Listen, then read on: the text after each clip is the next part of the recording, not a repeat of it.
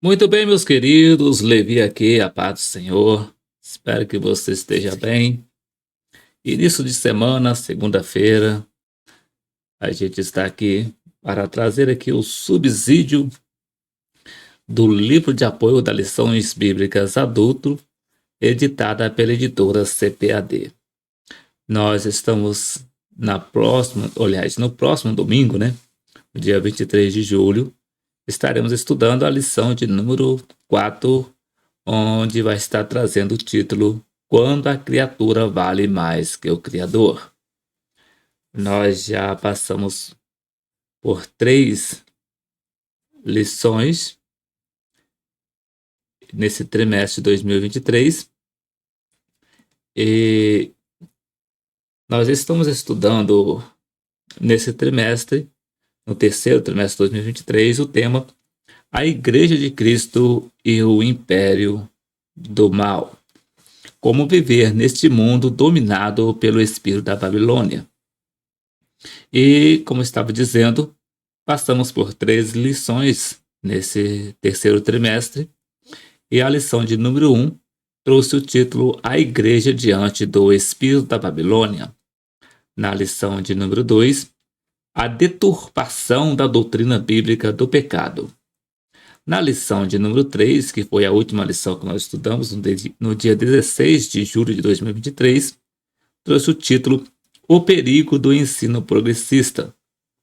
E agora, no próximo domingo, no dia 23 de julho de 2023, estaremos estudando a lição de número 4, que vai estar trazendo o título Quando a criatura vale mais que o Criador. O textuário nos diz assim: pois mudaram a verdade de Deus em mentira, e honraram e serviram mais a criatura do que o Criador, que é bendito eternamente. Amém. Romanos capítulo 1, versículo 25. Verdade prática. A exaltação da criatura acima do Criador é a usurpação da glória divina pela mentira e vaidade humana. A leitura bíblica em classe está registrada em Romanos capítulo 1, versículo 18 a 25, que nos diz: porque do céu se manifesta a ira de Deus sobre toda a impiedade e injustiça dos homens que detêm a verdade em injustiça. Porquanto o que de Deus se pode conhecer, nele se manifesta, porque Deus o manifestou. Porque as suas coisas invisíveis, desde a criação do mundo, tanto o seu eterno poder como a sua divindade, se entendem e claramente se veem pelas coisas que estão criadas, para que eles fiquem inexcusáveis. Porquanto, tendo conhecido a Deus, não o glorificaram como Deus, nem lhe deram graças. Antes, em seus discursos se desvaneceram e o seu coração insensato se obscureceu. Dizendo-se sábios, tornaram-se loucos e mudaram a glória do Deus incorruptível em semelhança da imagem de homem corruptível e de aves e de quadrúpedes e de répteis. Pelo que também Deus os entregou às concupiscências do seu coração, à imundícia, para desonrarem o seu corpo entre si, pois mudaram a verdade de Deus em mentira, e honraram e serviram mais a criatura do que o Criador, que é bendito eternamente. Amém. E os hinos sugeridos para essa lição são os hinos de número 370, 526 e 598 da harpa cristã. Caso você ainda não conheça algum desses louvores, é só você pesquisar no YouTube, no canal Levi Modesto da Silva, que é o canal, que é o meu canal, né?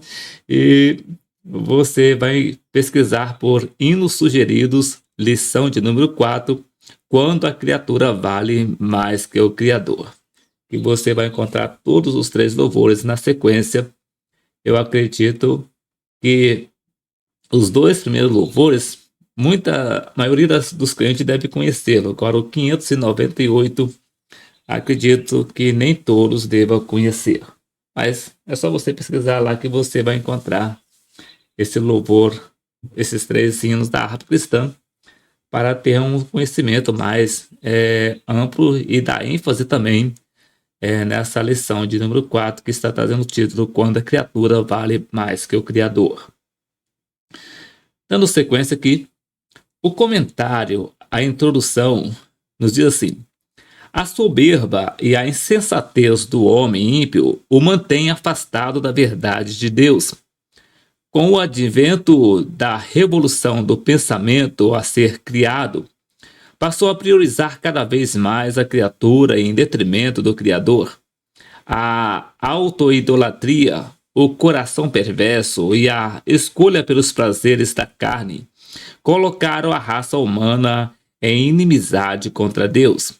A lição que vamos estar estudando é um alerta acerca do que ocorre quando Deus deixa de ser a medida de todas as coisas. E a palavra-chave para essa lição é antropocentrismo. E no primeiro tópico vai trazer o título O Desprezo à Verdade. No primeiro subtópico, a impiedade e a injustiça. No segundo subtópico, a insensatez humana. No terceiro subtópico, o culto à criatura. No segundo tópico, a revolução do pensamento humano. No primeiro subtópico, renascentismo. No segundo subtópico, humanismo. No terceiro subtópico, iluminismo e pós-modernismo. No terceiro tópico, vai estar trazendo o título Tipos de autoidolatria. No primeiro subtópico, idolatria da autoimagem. No segundo subtópico, idolatria no coração. No terceiro subtópico, idolatria sexual. E vindo agora para o livro de apoio, na lição de número 4, que está trazendo quando a criatura vale mais que o Criador. Quero comentar uma coisa aqui. Geralmente aqui no livro de apoio aparece praticamente em todos os capítulos textos, nomes de pessoas de outros países, e às vezes aparece muito palavras escritas em inglês, como bem também palavras escritas em grego e hebraico também. E eu estive pensando, às vezes a gente acaba errando na pronúncia, na hora de pronunciar aqui o nome. Eu vou estar usando o tradutor aqui para ver se a gente consegue colocar mais no ponto certo das palavras, bem mais próximo possível, visto que aqui no canal aqui nós temos pessoas que são professores, pessoas que são vários irmãos que têm um conhecimento dessa parte, e quando vê aí que às vezes eu pronunciei errado, provavelmente percebe, né? E, no entanto, até temos aqui também o prazer de ter escrito aqui uma irmã que ela é professora de hebraico. A saudação em Cristo a você, que tem apoiado aqui o canal no nome de Jesus. Então, quando chegar na palavra que vai estar escrito em inglês ou hebraico ou em outro idioma que for necessário, você precisa dar uma pausada aqui para usar o tradutor. Então, vamos perder um tempinho, mas é para melhor nós compreendermos aqui a pronúncia correta da palavra, para que a gente possa pronunciar corretamente, ok? No capítulo 4 do livro de apoio, que está trazendo o título Quando a Criatura Vale Mais que o Criador,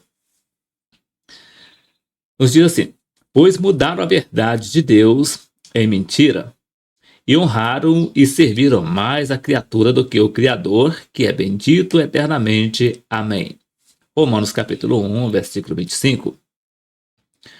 A soberba, a insensatez e a autossuficiência do homem ímpio mantém-no afastado da verdade absoluta de Deus. Com o advento da revolução do pensamento, o ser criado passou a priorizar cada vez mais a criatura em detrimento do Criador. A autoexaltação, a autoidolatria, o coração perverso e a escolha pelos prazeres carnais colocaram a raça humana em inimizade contra Deus. Este capítulo é um alerta acerca do que ocorre quando o Senhor deixa de ser a medida de todas as coisas. Primeiro tópico: o desprezo à verdade. Primeiro subtópico: tempos de pós-verdade. No dicionário de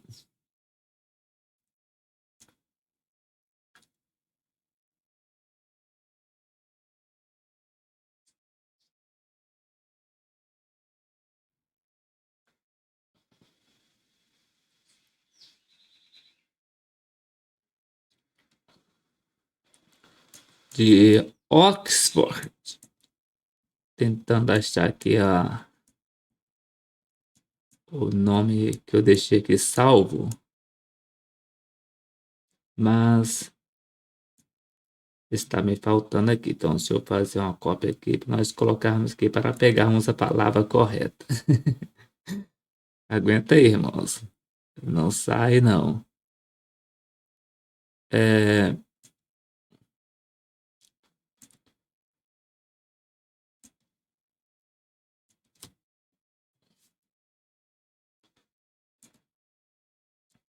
A palavra pode estar bem próxima do que eu falei, mas é melhor usar aqui o termo aqui corretamente, né? O dicionário de Oxford.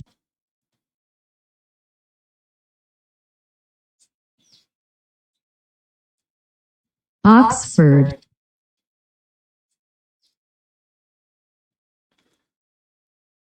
define pós-verdade como aquilo que é relativo ou referente às circunstâncias nas quais os fatos objetivos têm menos influência em moldar a opinião pública do que apelos à emoção e a crenças pessoais. Significa que a verdade perdeu a importância e o valor. Os fatos e a realidade são desprezados e escolhe-se acreditar na narrativa.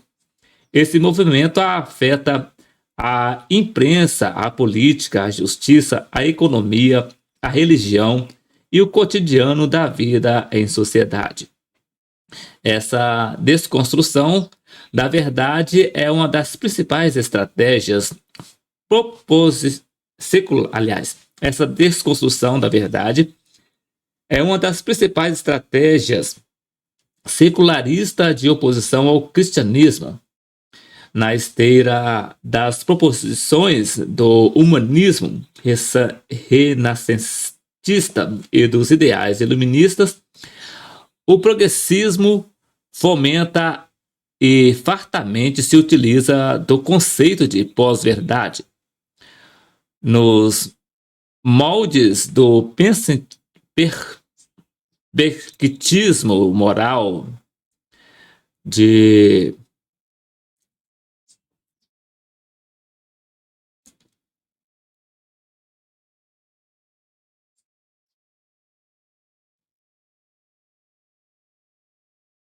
Nietzsche.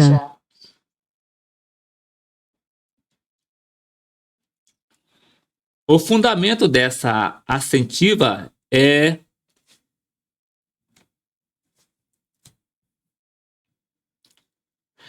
de que não há fatos, apenas interpretações. Acerca desse tema, Isaac Pereira argumenta que, de maneira inconcebível, as igrejas deram lugar à pós-verdade. Crescem aqueles que negam as questões mais basilares da fé sob o argumento de ser matéria de interpretação pessoal. Inventaram, por assim dizer, um pós-evangelho que retira de Deus o protagonismo e a autoria, pondo o homem no lugar de preeminência, assim como sugere o progressismo e o liberalismo teológico. Parafraseando o filósofo alemão, não há verdades bíblicas absolutas, apenas interpretações pessoais. A pós-verdade nada mais é do que uma mentira maquiada com o objetivo de fomentar o sistema enganoso deste mundo. Esta era já estava prevista e se tornou uma excelente oportunidade para o cristão se destacar como um pequeno farol que defende, compartilha e expõe com clareza a verdade factual. Nesse sentido, a pós-verdade é a negação ou a realização da verdade. O apóstolo Paulo assevera que são os homens ímpios e injustos que mudam a verdade de Deus em mentira, conforme registra 1 Romanos capítulo 1, versículo 25, acerca do que praticam ou são convenientes com essa ideologia.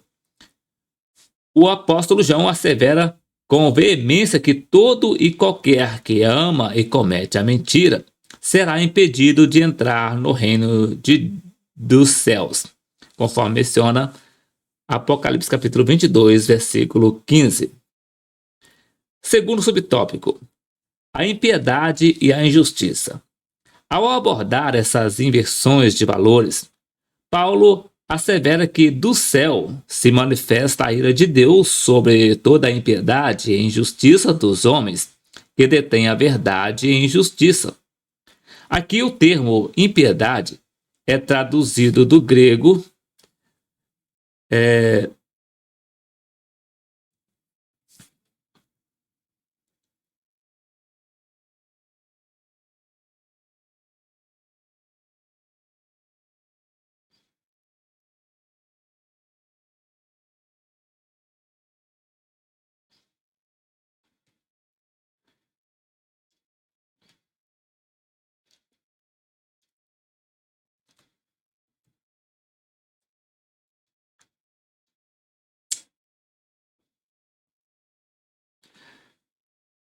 Aqui o termo impiedade é traduzido do grego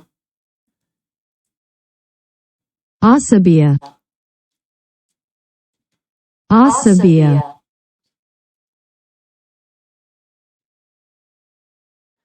com o sentido de irreligiosidade.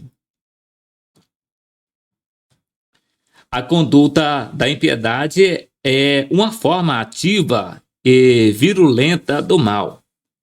É aquilo que é maligno ou falso diante de Deus. Refere-se à ação humana intencional de viver como se Deus não existisse. O vocábulo injustiça, por sua vez, vem do grego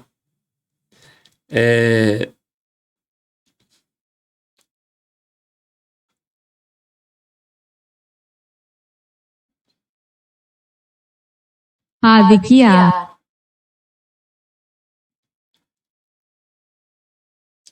e significa sem retidão. Alude à ação daqueles que têm prazer na iniquidade, não o mal intelectual, mas moral. O desgosto pela verdade é o precursor da sua rejeição. É a atitude de não ser reto diante de Deus e nem com o próximo. Declara a situação geral da humanidade não regenerada. Aqui, Paulo emprega ambos os termos, impiedade e injustiça, para retratar a conduta humana de idolatria, de culto à criatura, de perversidade e de depravação moral. expressa a decisão deliberada de desprezo à verdade divina.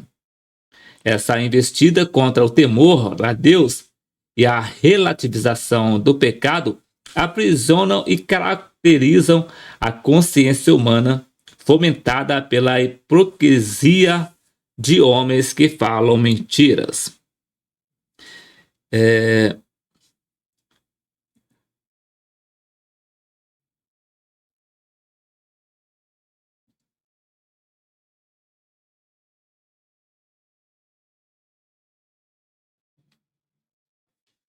O comentário bíblico Beacon.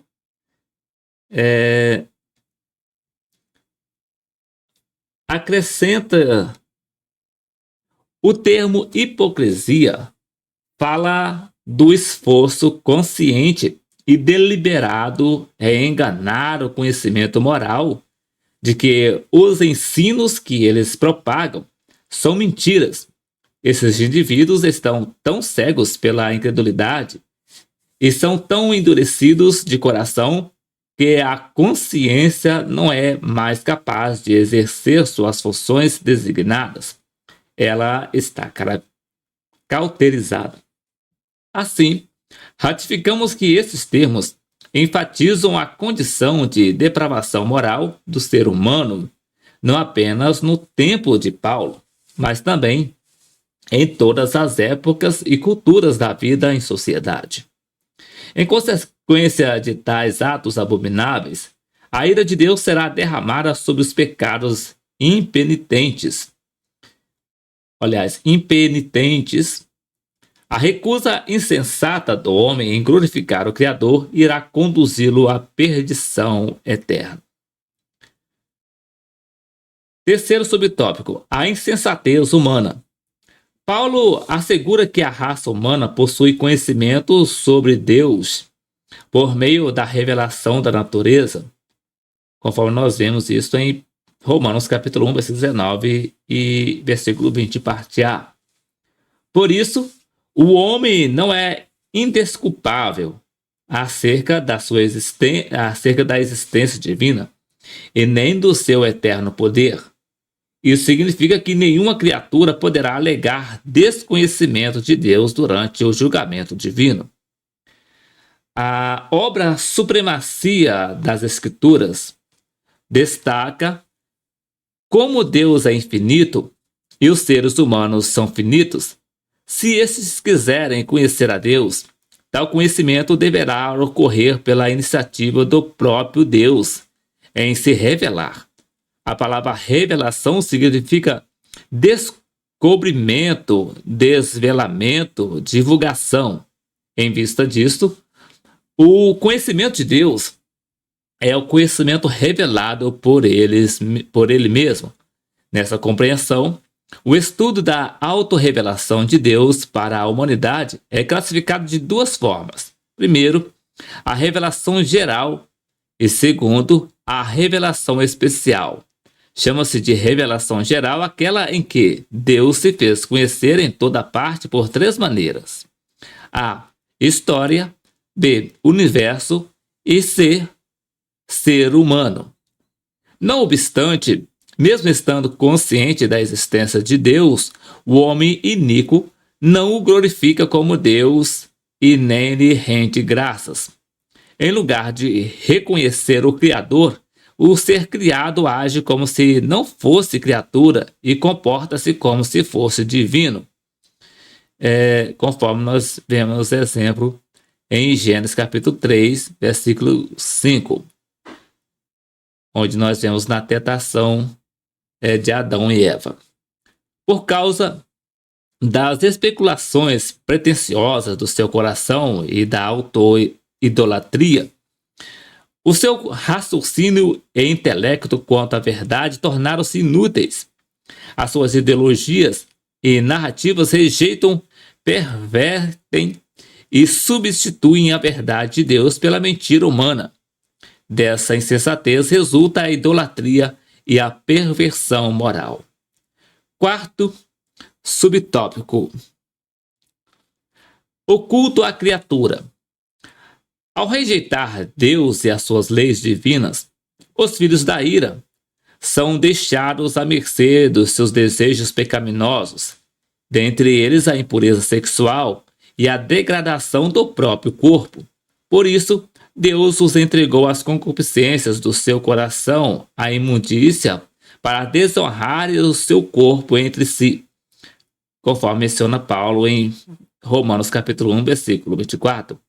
Essa deplorável corrupção moral do homem deriva da sua rebelião contra o Senhor. A natureza caída troca a verdade pelo engano e prefere honrar e servir a criatura em lugar do Criador. Ao discorrer acerca dessa forma de idolatria, o comentário do Novo Testamento, aplicação pessoal, enfatiza: sem respostas baseadas na realidade de Deus, as pessoas procuram heróis entre aqueles que afirmam ser sábios e dizem de maneira destemida que não há respostas. O denominador comum é esse: os idólatras adoram as coisas que Deus fez, em vez de adorarem o próprio Deus.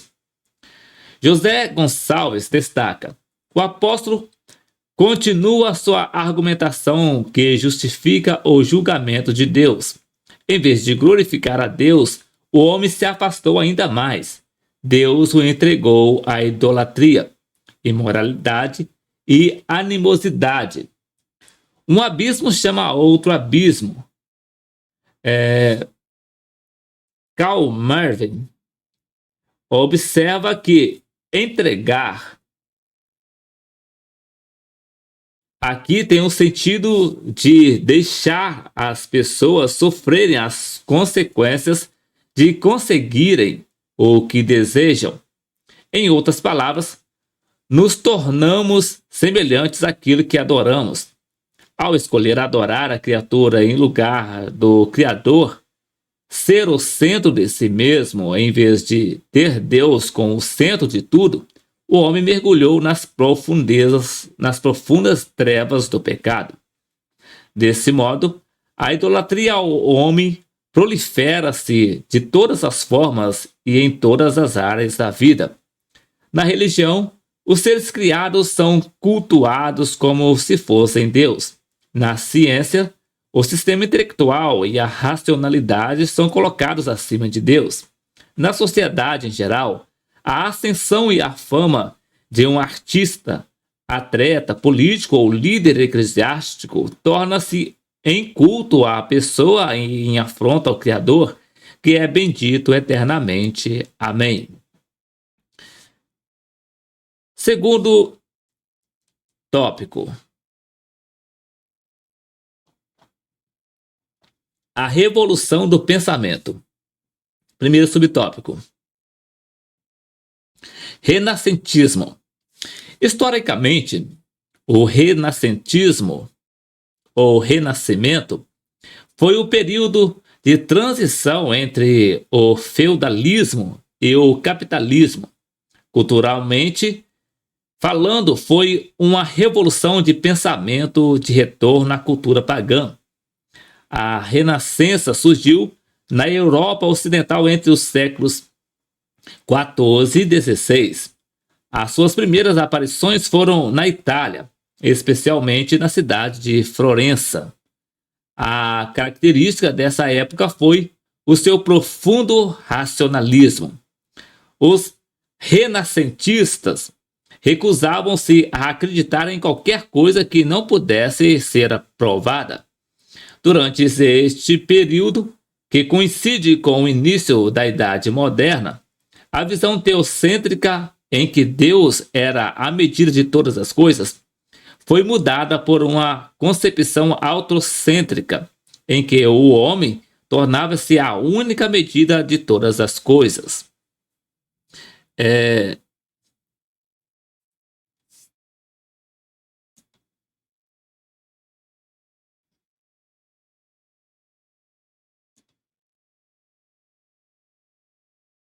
Carl Henry. Anota que, como Deus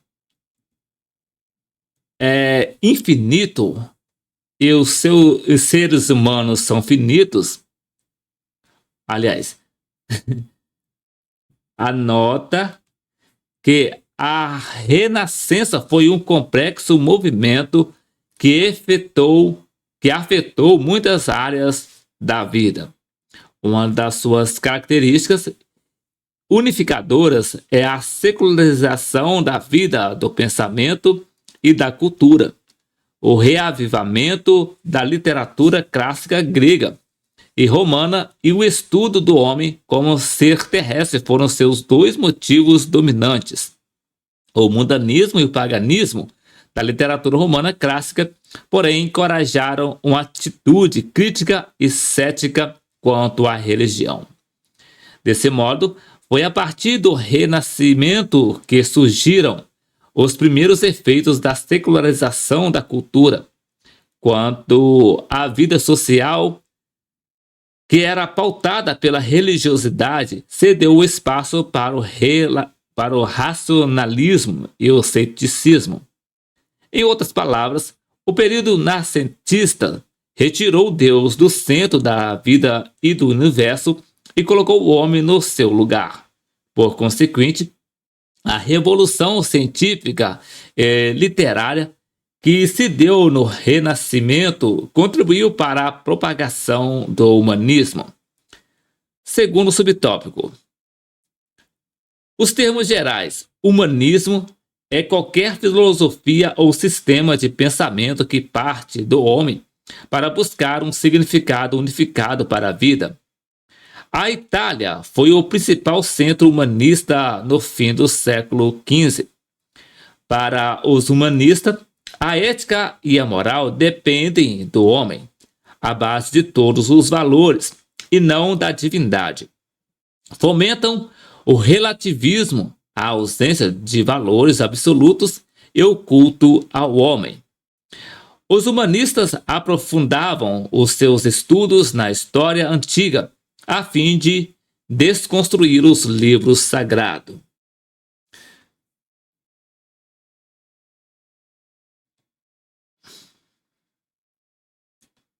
Carl Henry. Ensina. Foi na Renascença que o termo humanismo foi cunhado para definir a preocupação com a humanidade, e com o iluminismo passou a significar a dicotomia entre a razão e a fé cristã. Finalmente, o humanismo veio a significar uma verdadeira religião na qual a glória do homem deveria ser promovida e exaltada. Anderson Reis enfatiza que o humanismo privilegiava o ensino das matérias humanísticas, em oposição às matérias divinas e teológicas. Essa ênfase na ação humana está na origem de uma concepção antropocêntrica, isto é, na valorização do ser humano como centro do universo. Um dos resultados do antropocentrismo foi o surgimento da noção de racionalismo, a valorização da razão humana como instrumento transformador da natureza, da sociedade e da política. Logo, segundo essa perspectiva, o ser humano ocupa um lugar de destaque no universo. O desenvolvimento dessas ideias ampliou a partir do século do século XV, a importância e a abrangência do humanismo. Nessa concepção, o passado era visto como o registro das conquistas humanas e não como o plano divino da salvação. Apesar de alguns humanistas identificarem-se como cristãos, foram os conceitos secularistas e racionalistas que prevaleceram. Por essa razão, muitos historiadores afirmam que os séculos XIV e XVI, aliás, o século XV e XVI, foram períodos de irreligiosidade e ateísmo. De positivo, destaca-se que valorizam os direitos individuais do cidadão Essa, porém, não é uma bandeira própria do humanismo. A Bíblia possui um arcabouço de concepções libertárias e igualitárias, como vemos em Deuteronômio capítulo 6, versículo de 1 a 9, que antecedem muitos dos direitos que iriam reaparecer apenas em tempos modernos. Destaca-se ainda que a Escritura prega a igualdade entre raças, classe social e gêneros, conforme Gálatas capítulo 3 e 28. Terceiro subtópico: Iluminismo e pós-modernismo.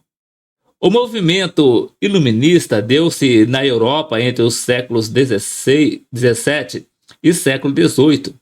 Os seus adeptos rejeitavam a tradição e buscavam respostas na razão. Defendiam que o homem era o senhor do seu próprio destino e que a igreja era uma instituição dispensável.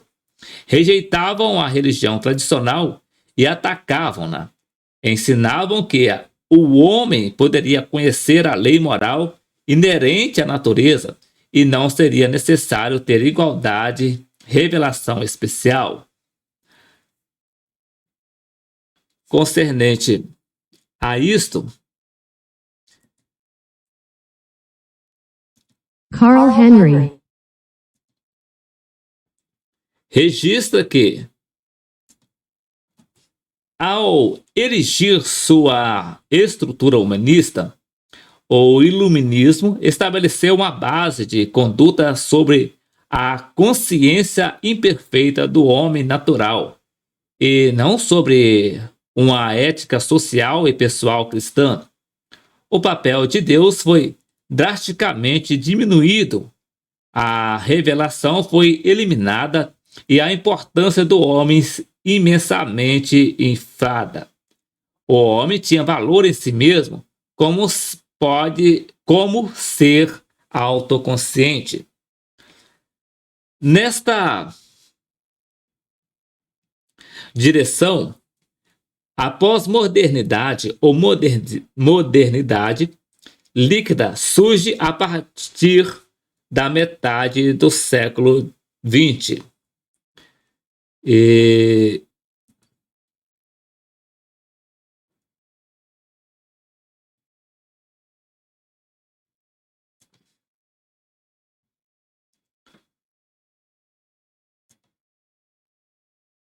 Para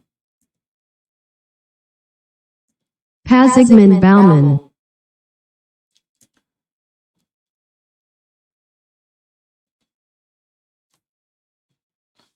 a sociedade deixa ser sólida e passa a ser líquida. Para ele, os primeiros sólidos a derreter foram as lealdades tradicionais, os direitos costumeiros e as obrigações.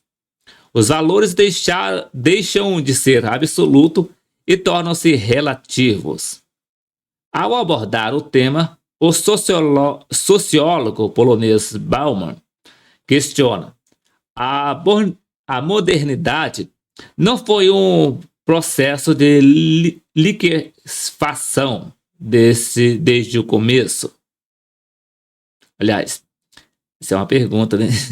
A modernidade não foi um processo de liquefação desde o começo? Não. Foi o derretimento dos sólidos seu maior passatempo e principal realização? Em outras palavras, a modernidade não foi fluida desde sua concepção? Essa intenção clamava, por sua vez, pela profanação do sagrado, pelo repúdio e destronamento do passado e, antes e acima de tudo, da tradição. Isto é, sedimento ou resíduo do passado no presente, clamava pelo esmagamento da armadura protetora forjada de crenças e lealdade que permitiam que os sólidos resistissem à liquefação.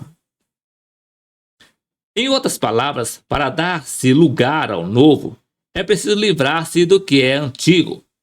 No aspecto social, a coletividade foi substituída pelo egocentrismo. As relações humanas tornam-se superficiais e baseadas no interesse. Um dos imperativos é o hedonismo e narcisismo. Na busca do bem-estar humano, tudo se torna válido. O uso das pessoas, o abuso do corpo e a depravação e o consumismo desenfreado. Terceiro tópico: tipos de autoidolatria. Primeiro subtópico: definição de idolatria. Quando alguém adora algo diferente de Deus, está cometendo o pecado de idolatria. Trata-se de substituição da adoração ao Deus verdadeiro por um ou mais deuses falsos. A Bíblia afirma que todas essas formas falsas de adoração são a degeneração do monoteísmo original. Já o dicionário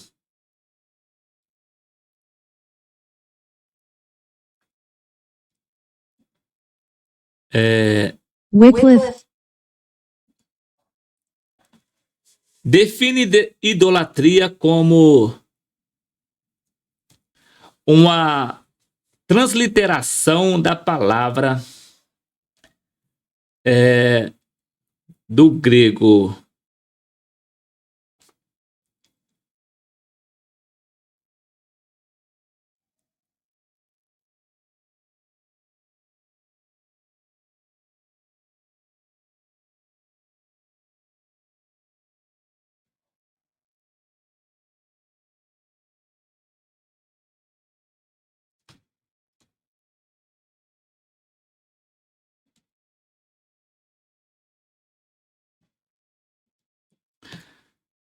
quer dizer, define idolatria como uma transliteração da palavra do grego idolatria,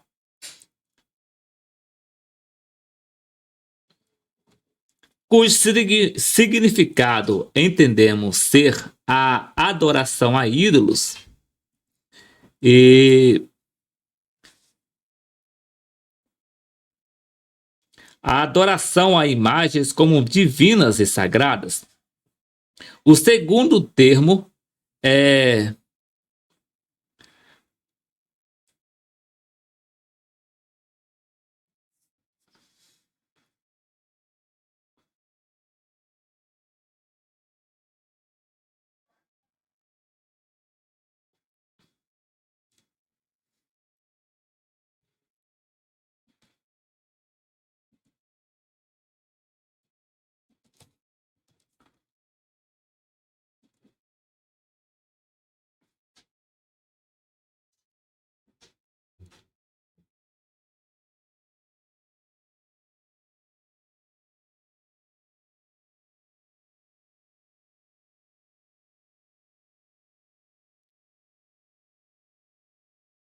aelatria,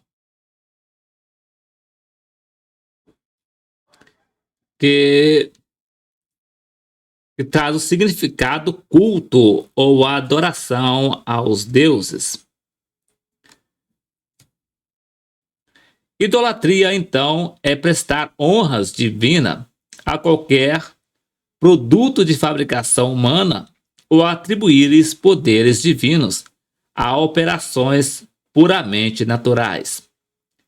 Cláudia Nor de Andrade assinala: a idolatria pode ser considerada também amor excessivo por uma pessoa ou objeto. Amor este que suplanta o amor que se deve devotar voluntariamente ao único e verdadeiro Deus.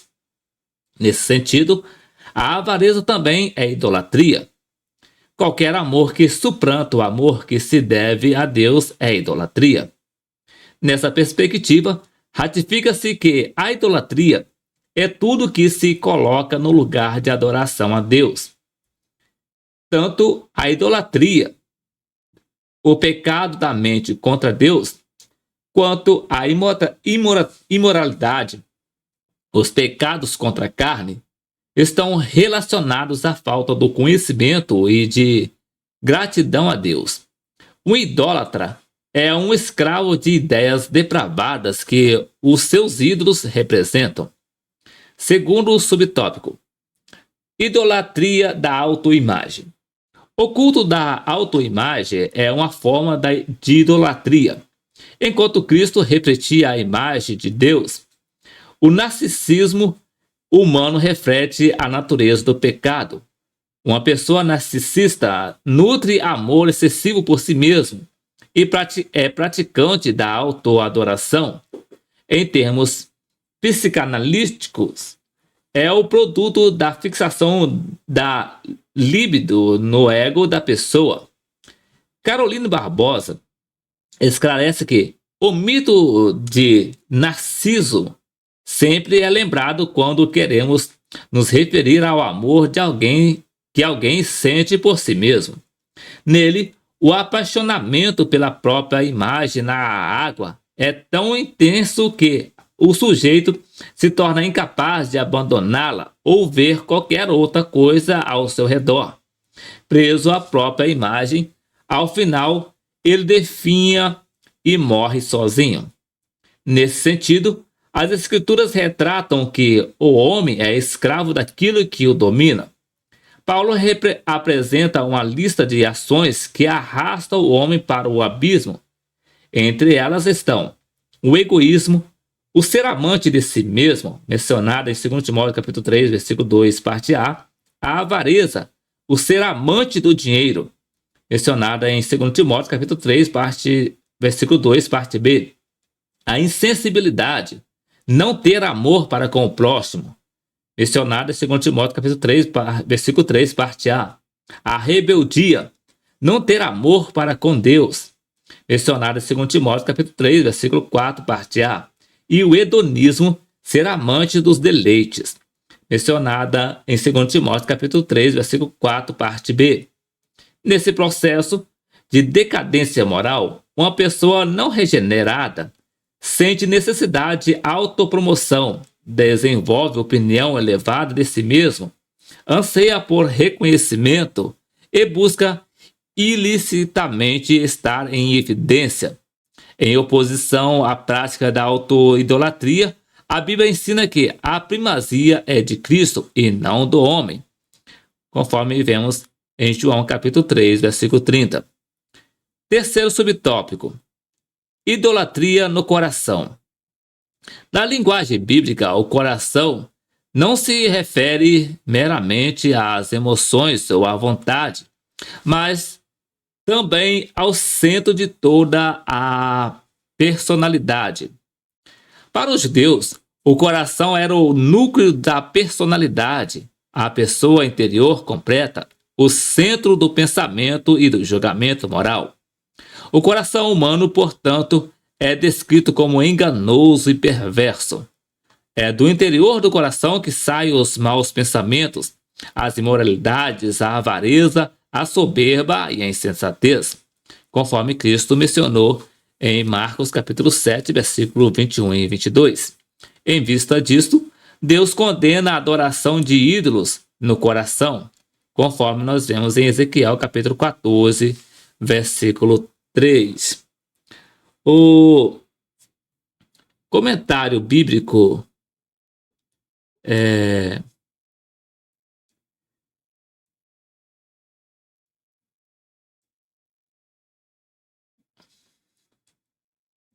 Beacon. Beacon.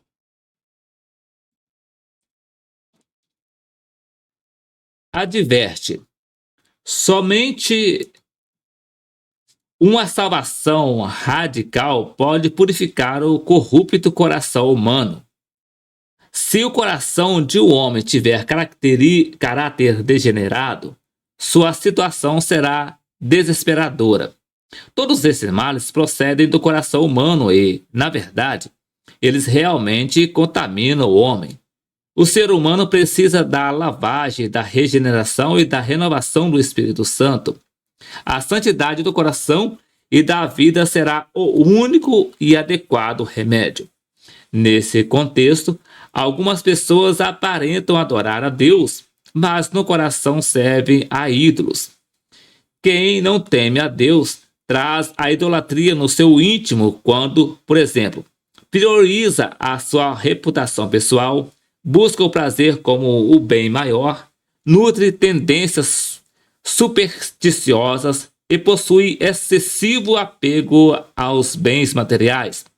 Ao contrário dessa postura, somos advertidos a guardar no coração a palavra de Deus para não pecarmos contra ele, conforme menciona Salmos de número 119, versos de número 11. Quarto subtópico: a idolatria sexual. A falha no controle dos impulsos sexuais está associada à sensualidade, à imoralidade e à libertinagem. A concupiscência da carne caracteriza quem é dominado pelo pecado sexual, conforme menciona Gálatas capítulo 5, versículo 19.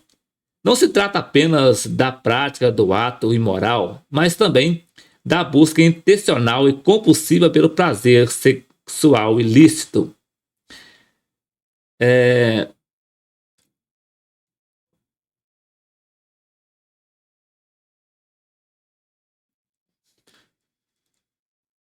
Steve Gallagher. Descreve a escravidão sexual nos seguintes termos: quando os homens enfatizam demasiadamente a importância do sexo na vida deles, estes começam a ditar-lhes um estilo de vida e eles ficam obcecados por pensamentos sexuais. Por fim, perdem o controle sobre com que frequência, com quem e sob quais circunstâncias terão as relações sexuais. Eles tornam-se prisioneiros de um comportamento sexual compulsivo. Se continuarem sem se arrepender, Deus irá entregar-lhes a um sentimento perverso, conforme nós vemos Paulo mencionando em Romanos capítulo 1, versículo 28. Refere-se a um altar de idolatria sexual edificado no coração. A adoração a Deus é trocada pelo culto ao corpo, a fim de satisfazer o ídolo da perversão e da lascívia, tais como o adultério, a fornicação, a pornografia, a prostituição e a homossexualidade. A orientação bíblica para escapar desse mal é: vivam no Espírito e vocês jamais satisfarão os desejos da carne, conforme nós vemos Gálatas capítulo 5, versículo 16. Para libertar-se desse pecado, é necessário fazer uma avaliação sincera de nossos pensamentos e atitudes. Torna-se indispensável ser consciente de que o ídolo da idolatria sexual lutará com todas as forças para continuar sobre o trono de nosso coração. Por isso, não seja ingênuo, peça ajuda. A idolatria sexual é um ídolo poderoso a ser vencido, mas caso lhe derrube, não recue diante da queda, levante-se e prossiga na batalha. Vigie para não cair, mas se cair, não fique prostrado. Conclusão: a corrupção da raça humana e o desfecho da sua rebelião contra a verdade divina, a impiedade e a ausência de retidão resultam em teorias de autossuficiência em que a criatura ergue-se acima do seu Criador. Ao colocar-se como medida única de todas as coisas, o homem eleva o seu interesse acima da vontade divina. As consequências são a autoidolatria, a depravação moral e a decadência social e espiritual. Não obstante, As Escrituras alertam que a ira divina permanece sobre os que são desobedientes à verdade. E, voltando para a lição, a conclusão nos diz assim: a corrupção da raça humana é o desfecho de sua rebelião à verdade divina. A impiedade e a ausência de retidão resultam em teorias de autossuficiência em que a criatura se ergue acima de seu Criador. Ao se colocar como medida única de todas as coisas, o homem eleva seu interesse acima da vontade divina. As consequências são a autoidolatria, a depravação moral, a decadência social e espiritual. Não obstante, a Escritura alerta que a ira divina permanece sobre os que são desobedientes à verdade divina, conforme menciona Romanos capítulo 2, versículo 18. Então, meus queridos, isso aqui foi o subsídio do livro de apoio da lição de número 4, que trouxe o título Quando a Criatura Vale Mais que o Criador. Na próxima semana, querendo o Senhor Jesus, regressaremos aqui para trazer aqui o subsídio do livro de apoio da lição de número 5, que vai estar trazendo o título A Dessacralização da Vida no Ventre Materno. Antes de eu concluir, perdemos um tempo aqui para eu trazer aí a pronúncia correta das palavras em inglês e também em grego, nas palavras que apareceram, mas foi para uma melhor compreensão e edificação nossa, tá? Se você tiver um meio que possa me ajudar a eu não perder tempo, né? Se você puder deixar na descrição aí, você fica à vontade. Então, que Deus abençoe a sua vida e até o próximo vídeo, querendo o Senhor Jesus.